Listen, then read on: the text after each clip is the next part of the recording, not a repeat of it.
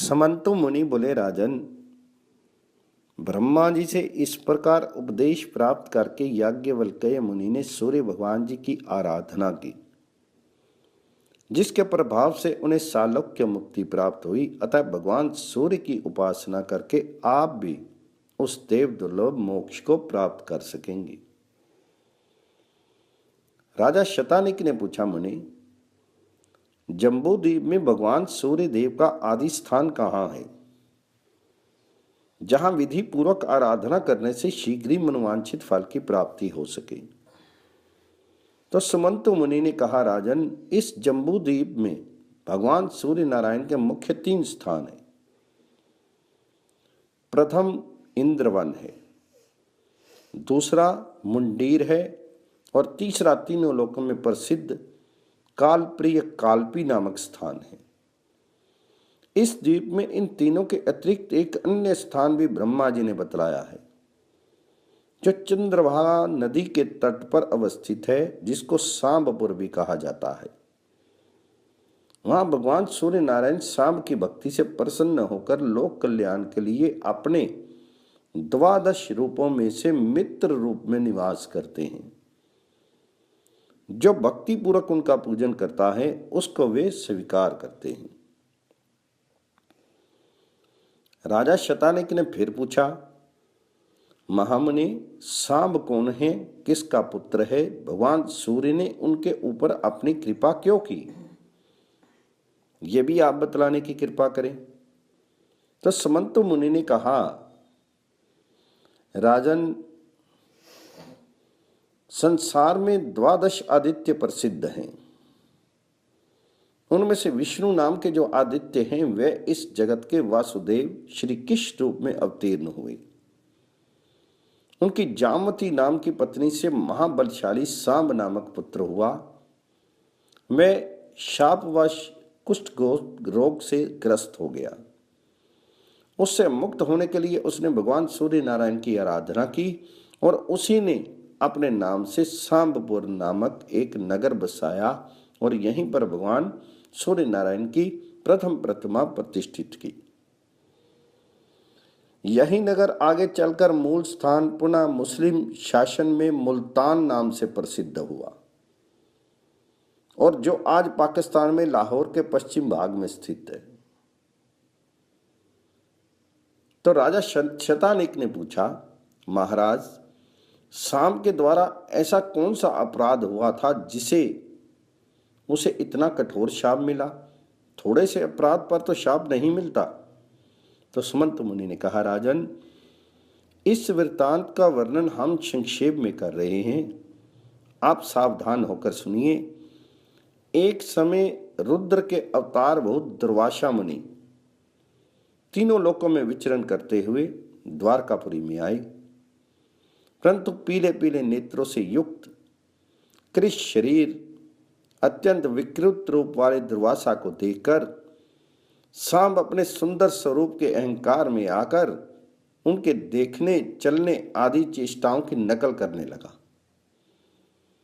उसके मुख के समान अपना भी मुख विकृत मुख बनाकर उनकी भांति चलने लगा। ये देखकर और सांब को रूप तथा यौवन का अत्यंत अभिमान है, ये समझकर दुर्वासा मुनि को अत्याधिक क्रोध हो आया। वे क्रोध से कांपते हुए कह उठे, सांब, मुझे क्रूप और अपने को अति रूप संपन्न मानकर तूने मेरा परिहास किया है। जा तो शीघ्र ही कुष्ठ रोग से ग्रस्त हो जाएगा।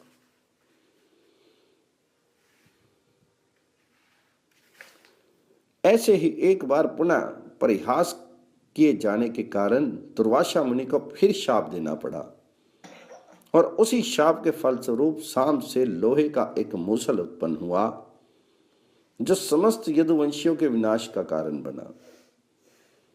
अतः देवता, गुरु और ब्राह्मण आदि की अवज्ञा बुद्धिमान पुरुष को कभी नहीं करनी चाहिए। इन लोगों के समक्ष सदैव विनम्र ही बने रहना चाहिए और सदा मधुर वाणी ही बोलनी चाहिए। ब्रह्मा जी ने भगवान शिव के समक्ष जो 2 श्लोक पढ़े थे, क्या उनको आपने सुना नहीं है? यो धर्मशीलो चित्मान रोषो विद्याविनितो न प्रोक्ताभि स्वदार तुष्ट परदार वर्जितो न तस्य लोके भयमस्ति किंचित न तथा शशि न श्रीलम न चंदनम न शीतल छाया प्रहलाद्यति पुरुषम यथा हिता मधुर भाषणी वाणी। अर्थात जो धर्मात्मा है तथा जिसने समान एवं क्रोध पर विजय प्राप्त कर ली है, विद्या से युक्त और विनम्र है, दूसरों को संताप नहीं देता, अपनी स्त्री से संतुष्ट है तथा प्राय स्त्री का परित्याग करने वाला है, ऐसे मनुष्य के लिए संसार में किंचन मात्र भी भय नहीं है। पुरुष को चंद्रमा, जल, चंदन और शीतल छाया वैसा आनंदित नहीं कर पाते जैसा आनंद उसे हितकारी मधुर वाणी सुनने से प्राप्त होता है। राजन, इस प्रकार दुर्वासा मुनि के शाप से सांब को कुष्ठ रोग हुआ था। तदंतर उसने भगवान सूर्य नारायण की आराधना करके पुनः अपने सुंदर रूप तथा आरोग्य को प्राप्त किया था और नाम का सांबपुर नामक एक नगर बसाकर उसमें भगवान सूर्य को प्रतिष्ठित किया था। तो राजा शतानिक ने कहा, महामुनि, साम के द्वारा चंद्रभागा नदी के तट पर सूर्य नारायण की जो स्थापना की गई वह स्थान आदिकाल से तो नहीं है, फिर भी आप उस स्थान के महात्म्य का इतना वर्णन कैसे कर रहे हैं, इसमें मुझे संदेह है।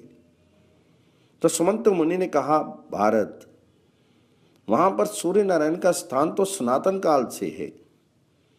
साम ने उस स्थान की प्रतिष्ठा तो बाद में की है। इसका हम संक्षेप से वर्णन करते हैं। इस स्थान पर ब्रह्म स्वरूप जगत स्वामी भगवान सूर्य नारायण ने अपने मित्र रूप में तप किया है और वे ही अव्यक्त परमात्मा भगवान सूर्य सभी देवताओं और प्रजाओं की सृष्टि करके स्वयं 12 रूप धारण करके अदिति के गर्भ से उत्पन्न हुए। इसी से उनका नाम आदित्य पड़ा। इंद्र, धाता, पर्जन्य, पूषा, त्वष्टा, अर्यम्मा, भग, विवस्वान, अंशु, विष्णु, वरुण तथा मित्र, ये सूर्य भगवान जी की 12 मूर्तियां हैं। इन सब से संपूर्ण जगत व्याप्त है। इनमें से प्रथम इंद्र नामक मूर्ति देवराज में स्थित है, जो सभी दैत्यों और दानवों का संहार करती है। दूसरी धाता नामक मूर्ति प्रजापति में स्थित होकर सृष्टि की रचना करती है। तीसरी पर्जन्य नामक मूर्ति किरणों में स्थित होकर अमृत वर्षा करती है। पूषा नामक चौथी मूर्ति मंत्रों में अवस्थित होकर प्रजा पोषण का कार्य करती है। पांचवी त्वष्टा नाम की जो मूर्ति है वह वनस्पति और औषधियों में स्थित है। छठी मूर्ति अर्यम्मा प्रजा की रक्षा करने के लिए पूर्व में स्थित है। सातवीं भाग नामक मूर्ति पृथ्वी और पर्वतों में विद्यमान है। आठवीं वस्वान नामक मूर्ति अग्नि में स्थित है और वह प्राणियों के भक्षण किए हुए अन्न को बचाती है। नवीं अंशु नामक मूर्ति चंद्रमा में अवस्थित है, जो जगत को आप्यायित करती है। 10वीं विष्णु नामक मूर्ति दैत्यों का नाश करने के लिए सदैव अवतार धारण करती है। 11वीं वरुण नाम की मूर्ति समस्त जगत के जीवन दायिनी है और समुद्र में उसका निवास स्थान है, इसलिए समुद्र को वरुणालय भी कहा जाता है। 12वीं मित्र नामक मूर्ति जगत का कल्याण करने के लिए चंद्रभागा नदी के तट पर विराजमान है। यहाँ सूर्य नारायण ने मात्र वायुपान करके तप किया है और मित्र रूप से यहाँ पर अवस्थित है, इसलिए इस स्थान को मित्रपद अर्थात मित्रवन भी कहते हैं। ये अपनी कृपा में दृष्टि से संसार पर अनुग्रह करते हुए भक्तों को भांति भांति के वर देकर संतुष्ट करते रहते हैं। ये स्थान पुण्यप्रद है।